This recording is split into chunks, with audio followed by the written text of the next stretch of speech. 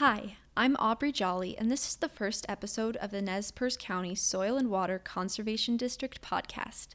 This episode is the first in a series describing agriculture in Perce County, where I'll be interviewing local agricultural producers who can give a unique perspective on the area and its natural resources. Today I'm sitting down with local farmer Steve Kaufman. So I'm Steve, and I farm here in Perce County with my brother Jeff, my younger brother. I've been farming for about 15 years, the last 8 of which have been full-time farming. Before that, I farmed on the side while I worked my day job in ag finance, lending money to farmers, so I decided to jump over to the other side of the desk. The main crops we grow are winter wheat and spring wheat, and then we also grow peas, garbanzo beans, and canola on our operation in rotation. So describe to me, how exactly does that process work when you're growing so many different crops? Does that affect which ones you're growing? Like, is it hard to switch between the mindsets required for each different type of crop? I mean, wheat and garbanzo beans, are those a different process, or is it mostly the same? And I don't know that I'd really thought of it that way, a lot of switching mindsets between crops. But, you know, the reason we grow the different crops is because we need to have a crop rotation out there. If we tried to grow the same crop every year, the pests and weeds would build up in that crop. They'd select for being able to grow in that crop, and pretty soon we'd be getting a pretty poor crop out there. And so if we grow winter wheat one year, then the next year we need to switch it up and probably grow spring wheat would normally be the crop we grow the next year in rotation, just because that way that next crop you're selecting against the weeds that might have came in the fall in your winter wheat and might have had a chance to seed out. If you grow spring wheat next, you're going to kill all those weeds that germinated in the fall before you seed your spring wheat, and it just helps kind of break that up. And so between the two different kinds of wheats, there's probably not as big a management change, but in that third year of your rotation is when you'd normally grow like the garbanzo beans, and so that is a whole different cat. It's a broadleaf crop. The reason you're going to introduce that into your rotation is after doing a couple years of cereal crops like the wheats or the barleys, you're going to start selecting for some grassy weeds. So that third year, if you grow a broadleaf crop, either canola or peas or garbanzo beans, then you can kill the grasses out, ideally, from that crop before you switch back to winter wheat again. A 3-year rotation of winter wheat, spring wheat, and then a broadleaf is kind of the normal rotation for us out there. The biggest mindset difference when you're growing something like a garbanzo bean versus wheat, and the garbanzo bean or peas, you don't have to add any fertilizer. So that's pretty nice, because that's right now a huge cost. Fertilizer is close to all-time highs out there, and so it makes you look at saying, maybe we'll grow a few more garbanzo beans this next year in our rotation if the price of those stays up. Also, those beans are a big seed compared to wheat. So you seed a little deeper, they take a little longer to come up. You have to do a few different field operations. With the wheat, you're harvesting usually 8 inches, 12 inches off the ground. But with the beans, you're harvesting right on the ground to get all the pods. And so you got to make sure you've harrowed and rolled and made your field really smooth, packed down the rocks. Any of them that you couldn't pick, you're probably out there picking quite a few rocks too. And yeah, it's a little bit different. We try to have equipment that can kind of work for both crops, so we don't have to have an excessive amount of equipment out there. So we can use the same drill just as long as we harrow and roll afterwards is the wheat as in our garbs. And then with our headers, we are trying to move towards having flex headers that really move with the contour of the ground versus being rigid out there, so we can get down and get all those beans right on the ground without scooping up dirt or missing them. So some differences, but some things the same. Well, and I appreciate what you said about how having machines that can work for both crops and making it more applicable to the general operation, I'm sure that really helps. I mean, like you said, with fertilizer, machinery is not cheap right now. Definitely not. So how did you decide originally what crops you were going to grow? Did you add on, or was it just from the beginning because you need that crop rotation? Did you know what you were wanting to grow the next year cycle? Or did you have to decide that as you went forward in all of the years of your farming experience? So a lot of what you do in rotation depends on rainfall in our area. So Perce County is kind of unique Maybe not super unique for this corner of the Pacific Northwest, but for the U.S. overall. Our county changes in elevation from the lowest point in Idaho, right here at Lewiston, 720 feet. We farm some ground that's less than 1,000 feet elevation, to up on top of Craig Mountain, it's a mile high in elevation. And so the rainfall also changes a lot, from 11 or 12 inches right down at Lewiston to double, or maybe, I don't know if triple that, but at least double that up on top of the mountain. So depending on the rainfall and elevation, what grows well and what could work can really change. So growing up on our operation, we were more in the low rainfall areas, and there weren't as many chemical options out there to control weeds and disease as there were now. So when I was a kid, most all of our ground was farmed in a rotation of winter wheat one year, and then the next year spring barley, and then the third year fallow, which that fallow period was a chance to kill the weeds that are out there and also store up moisture, because when you're at 12-inch rainfall, 13-inch rainfall, growing a crop every year doesn't always pan out. But if you have deep enough soils and can save that moisture from the fallow year, then your winter wheat crop has some moisture to establish that fall when you plant it, can grow well and have enough moisture reserves in the soil that even if you have somewhat of a dry year, you can have a pretty decent crop out there. So that was kind of my rotation growing up. As they came out with more chemicals to go after grassy weeds, and then also kind of getting outside of our area, as the genetic modification really happened in corn and corn yields went up, barley didn't have that genetic modification, and barley competes, we were going feed barley, competes with corn as a feed grain, and pretty soon it just wasn't economically viable to be able to compete with corn as a feed anymore.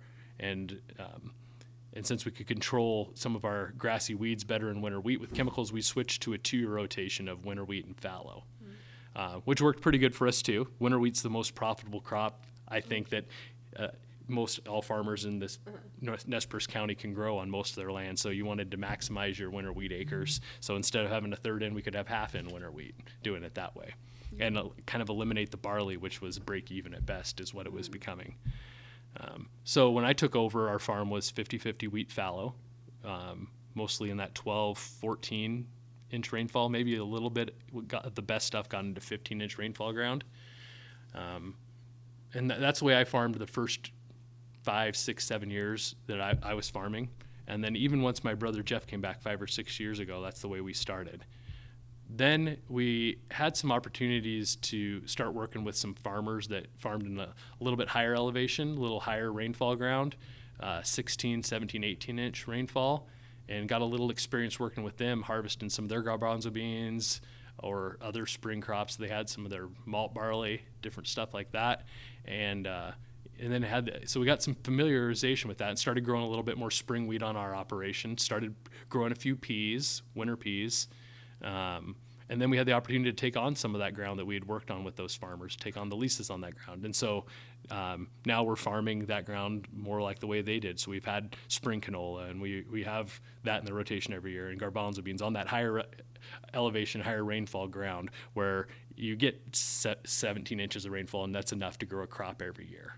So that's kind of the progression of how that's happened and what we're growing now.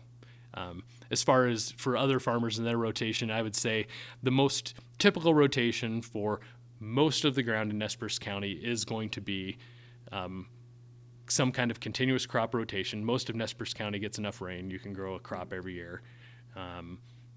And they're going to try to have winter wheat at least a third, if not 2/5 or maybe half of their operation, because that's the most profitable crop. Okay. But they're going to have to rotate it with some other crops to control disease out there on their farm, and weeds for the main reasons on how they choose their rotation. I mean, I never really thought about how you'd actually go about figuring that out. I mean, it sounds like a lot of it is just, in your case, family history, but just you have to learn from other people who have been in the same area. And it was really interesting to hear you talk about how you worked with other farmers to hear how they did their operations, and especially as you took that on personally. So do you feel like you would have had as much success the last several years if you hadn't been able to watch so closely your family's operation or other people, if you had had to kind of learn that mostly from scratch or figure out the area and learn the area's little idiosyncrasies, would you have really done as well, or do you feel like you would have been highly impacted from that? I think it would have been really difficult to have to start from scratch or learn it on my own. I had the benefit of growing up, getting to work on my family's operation. My mom and dad had a family farm, and my brothers and I got to work on that growing up, and just learned by doing, out there starting off, sorting bolts, washing the truck, and then you start changing oil and grease and things and start running things. And we just kind of learned from the ground up, literally picking lots of rocks from the ground up into the bucket and dumping it out. We did a lot of that, and roguing weeds out of the field. But just being out there immersed in it is how I learned it the best, and I just feel blessed that I had the opportunity to work into that family operation. And actually, I also had a couple of uncles that farmed in the area and worked in with them too. So if I had to learn by trial and error, first off, it's hard to find the opportunity that acres-wise, it takes quite a few acres to do this if you're going to do it full-time, to afford the equipment to do it full-time. And I still don't know everything. I don't think anyone ever does. I still feel like I'm learning a lot. And the more you can eliminate the trial by error, the better off you're going to be financially. You might remember your lessons a lot better if you're going to fail yourself, but you want to try to minimize those if you can. Otherwise, it can take some years to recover from that on your business. So I watched what worked for them, and that's the way we started doing it. And then we started tweaking things here and there, try something different on this field, see if that works, or if you can put enough acres together or save up enough money, then it was like, okay, we can invest in a sprayer that can get over acres more quickly with less overlap. And you look for those opportunities to improve, just like I'm sure my uncles and grandpa and people before them did, to say, okay, take what has worked and then slowly build on it as you can. And it's really, for the most part, it's a generational business out there. I'm a fifth generation Idaho farmer out here. We haven't always actually farmed on the same ground. The 20s or 30s took great grandpa out or whatever, or somebody died and things went away, and then they slowly started putting stuff together, working with someone in the area as a hired man, and we're able to take that over. It's ebbs and flows some over time, but it's very much a generational family thing out there. And then also, the neighbors have been great on letting us work with them as well and learn and help each other out.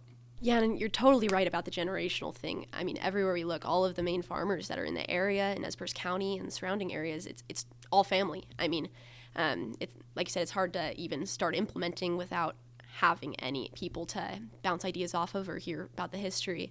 And we don't have many people trying to start that. It's hard to find the opportunity, like you said. How far do you think you'd have to go away from Perce County before the farming game really changes, like geographically? You talked about how different Perce County is in different areas. So is it really that different in other areas of Idaho? Or how far would you have to go before those geographical things changed? Well, we are predominantly a dry land farming area, which means we're dependent on the rainfall from the sky to grow our crops. And that's the way that it is pretty much within a 100-mile radius of Lewiston. There's not a lot of irrigated crop ground.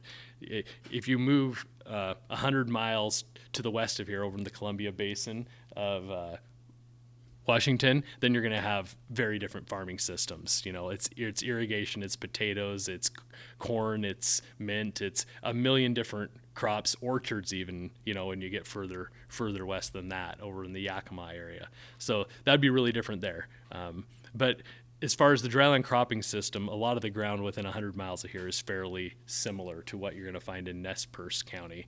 The one difference, I think, would be that we kind of have the extremes in Perce County of down at Lewiston, the lowest elevation in Idaho, fairly dry, wheat fallow, and then we go clear up to farming next to the timber, where I even have another brother who farms, and they farm some that seems like it's perpetually wet, and it's 3,000 plus feet elevation, and it's not very far away. Versus, I think a lot of the other counties, it's a little more uniform on, it's all 2,000 to 3,000 feet elevation. It's all pretty much continuous crop, or there's maybe a gradient across the county. But we have quite a bit of diversity in our county that way.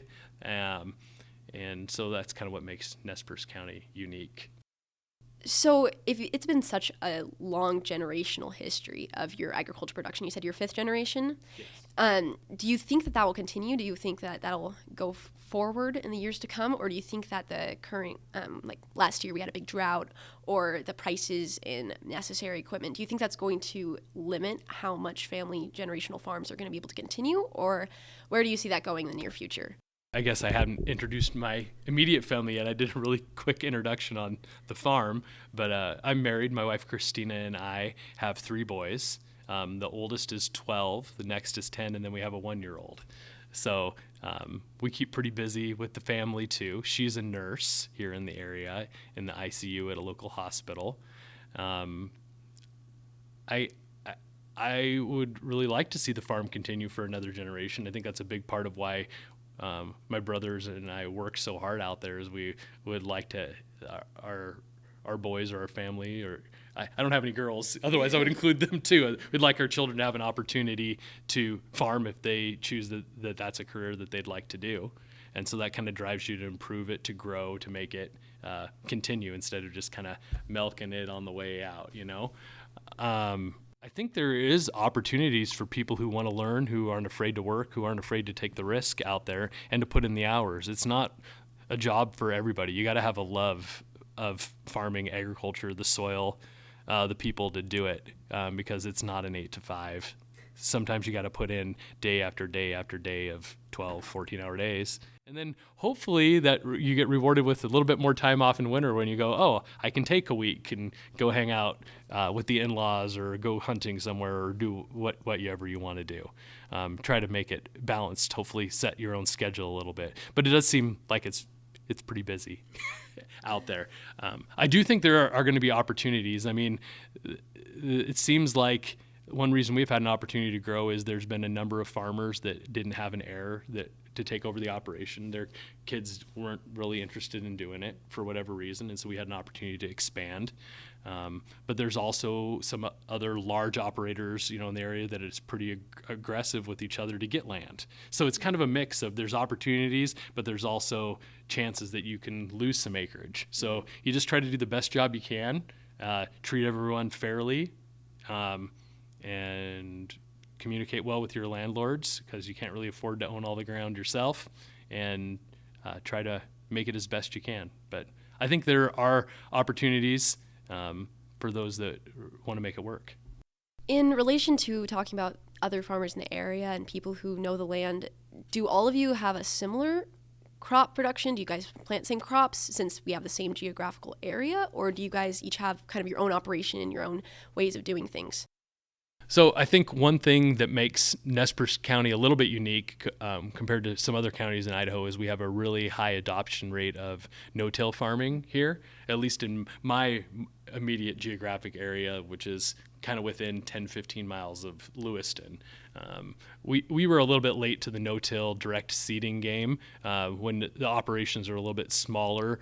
A lot of times there's not as much money to buy the newest equipment, the no-till drills, big sprayers, high horsepower tractors. And we had good luck with more conventional tillage. We were kind of doing narrow strips of land, strip farming. We really kept the erosion under control well. But in order to grow, it was like, okay, we've got to move to bigger fields.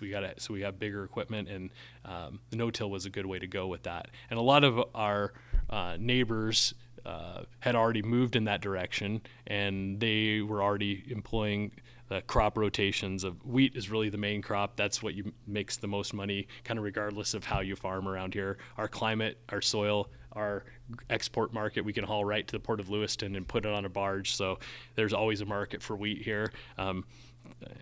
So everyone's growing wheat.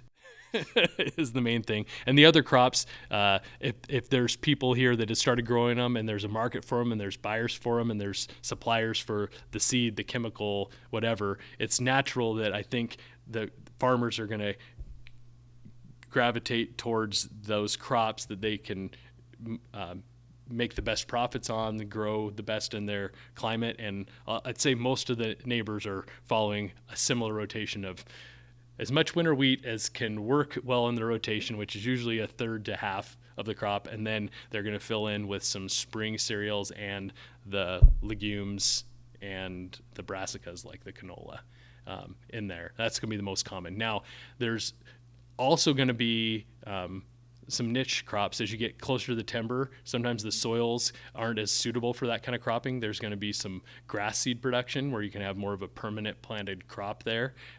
So there's a bit of that in the higher elevations in Nez Perce County. There's always going to be some ground that's best suited for hay, whether it's because it's a small patch or it's a little bit rocky or just the farmer needs hay because they have a cattle operation attached. There's a fair number of producers that have some cattle because Nez Perce County also has quite a few canyons, draws that you can't farm, and so it's a good place to put some cattle and supplement your income.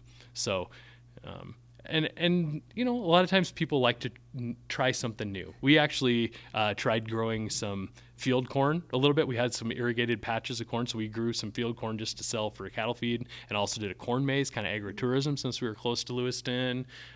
We grew a couple acres of sweet corn one year and took that to the farmers market in Moscow, which actually went over really well, but it took an amazingly large amount of time.